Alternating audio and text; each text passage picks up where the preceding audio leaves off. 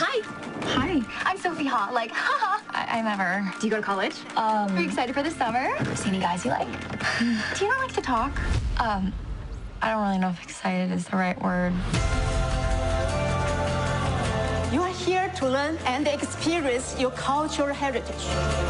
Parents send their kids here because they think it's a cultural program, but we're all here because we know what it really is. Stop! One big party. This is Ever. You should ask Ever out. You're single, and she struggles with social skills and making friends and stuff like that. It's perfect. What? Catch you later, Ever. Bye. Rick. Okay, that was a great clip. I love it. So Loveboat Taipei is a new Paramount Plus film that follows a young woman's cultural immersion program in Taiwan, which turns out to be something more than what she bargained for. So joining me right now is the executive producer of the film and author of the book the film is based on, Abigail Hing Wen. Thank you so much for joining me. Thank you so much for having me. I'm excited to be here. That was an amazing clip, by the way. Thank you. You see the young talent that you have in this film. That's amazing, and they're fun, and it's romantic, and it's going to be a good time. So tell us a little bit about the book and the whole transition into creating this film. Yeah, so the book Loveboat Taipei came out in 2020. And I have one too. Yes, and this Loveboat Reunion, which is the sequel, the third one, Loveboat Forever, comes out in November. And it's been a labor of love. So Loveboat is an actual program that has been around since the 1960s in Taipei.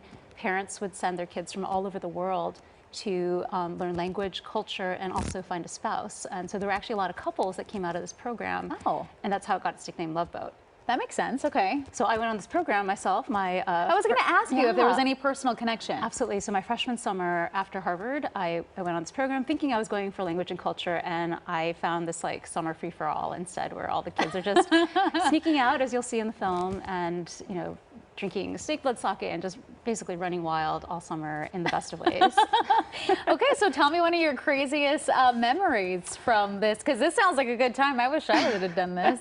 So definitely the sneaking out is the quintessential thing. There are many ways to get out. So my friends and I, we just ran out the front door with the counselors chasing us, half-heartedly, I might add.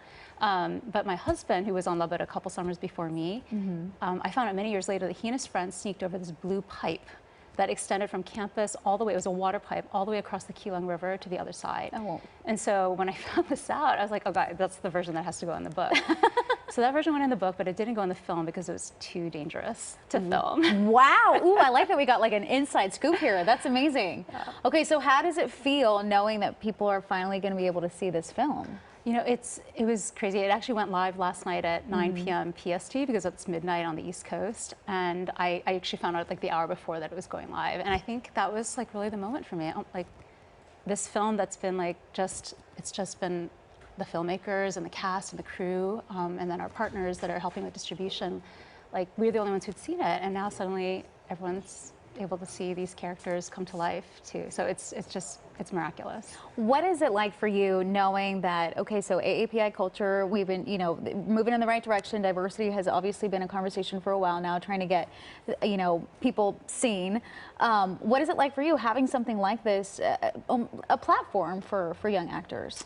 Yeah, I think that was the hope from the beginning is, when producers were having conversations with me back in 2019 and early 2020, they said, what's the most important thing to you for the film adaptation? I said, this book has a cast of over 30 different Asian and Asian American characters, and they're all really different. They're artists, they're jocks, they're friends, and they make smart decisions and bad decisions, and they recover and they move on and become better people. And I wanted that diversity that we knew was in our community reflected on the screen in a way that we hadn't really seen. And also for these young stars to be discovered and move into other roles around Hollywood in non-ethnic specific roles, because that's who we are. We play many different roles in society. I love this. Okay, so we're already almost out of time. Let's talk about the third book. Yeah, so Loveboat Forever is, it takes place 6 years later. It follows Ever's younger sister, Pearl, who's a character in the book, as she goes on her own adventure on Loveboat, and we get to see the whole gang come back and find out how their arcs end. This is so exciting. Well, thank you so much for joining me. This was great. Did you have fun? I had a blast. It was magical here and on set in Taipei. I think this is just amazing. Congratulations on all your success, on the third book, on the new film. This is phenomenal. So thank you. Come back anytime. Thank you so much. Come back when the third book comes out. We'd love to do that. Perfect. Thank you. I've already booked our next guest. Okay, I love it. Be sure to watch Loveboat Taipei. It's streaming now on Paramount Plus.